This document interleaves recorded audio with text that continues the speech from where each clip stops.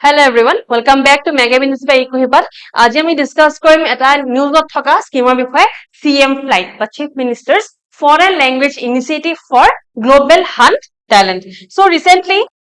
officially launch কৰা গৈছে CM Flight scheme to 12 অক্টোবৰত 12 October very recently CM Flight scheme launch কৰা গৈছে আৰু ইয়াৰ মেইন যোনটো উদ্দেশ্য হয় গোল হয় হেতু এটোই হয় to train the youth of Assam আমাৰ অসমৰ যোনসকল যুৱ প্ৰজন্ম আছে তেওঁলোকক foreign languageত train কৰাটো এই স্কিমটো মেইন গোল হয় training in foreign languages starting with Japanese আৰম্ভণি কৰিছে জাপানীজ ভাষাৰ সৈতে The initiative is designed to enhance employment opportunities definitely হয় নাই employment আনিব লাগিব to enhance employment opportunities abroad and strengthen international ties অন্তৰাষ্ট্ৰীয় যোনখিনি আমাৰ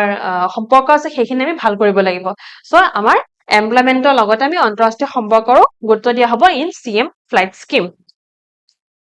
Under the scheme, 180 candidates will undergo the Japanese language training in the first batch. The প্ৰথম batchত 180 জন candidate select কৰা হ'ব আৰু এই 180 জন candidate প্ৰথমতে training দিব জাপানীজ ভাষাত তাৰপিছত তেওঁলোকক abroad settlement কৰা হ'ব So, এই first batch to লগত জড়িত থাকিব তিনটাকে international partner. So, প্ৰথমটো হৈছে Asian One Company Limited. Asian One Company Limited যোনটো আমাৰ ধুবুৰী ফুলবাৰী দলং আছে সেই দলংখনৰ যোনটো ফাইনান্সিয়াল ব্যাকিং আছে তাৰ লগত জড়িত হৈ আছে Asian One Company. So, Asian One Company আছে J6 Ventures LLP আছে Meiko Career Partners আছে এই তিনটা international partner জড়িত হৈ থাকিব to help the first batch gain their knowledge on Japanese language. ইয়াৰ লগতে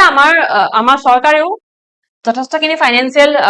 ব্যাকিং প্ৰভাইড কৰিছে 1 লাখ টকা per candidate দিয়া গৈছে 1 lakh rupees দিয়া গৈছে per candidate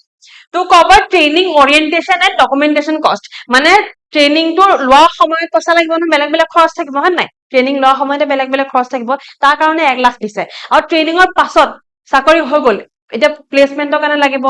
বেলেগ বেলেগ এগেন চাকৰি হলতো খৰচ থাকে এজাগাৰ পৰা সিজাগা যাব লাগিব ধৰক মই অসমৰ হয় মই জাপানত চাকৰি পাইছো এটা মোৰটো অহাজা খৰচ আছে ইয়াত মই মোৰ বস্তুখিনি তালে নিব লাগিব মোৰ নিজৰ পাৰ্সোনাল বস্তু থাকিব যোনখিনি মই লগত লৈ যাম তো সেইখিনি কাৰণে খৰচ দিব সো ট্ৰেইনিংৰ সময় দিব 1 লাখ টকা আৰু পোষ্ট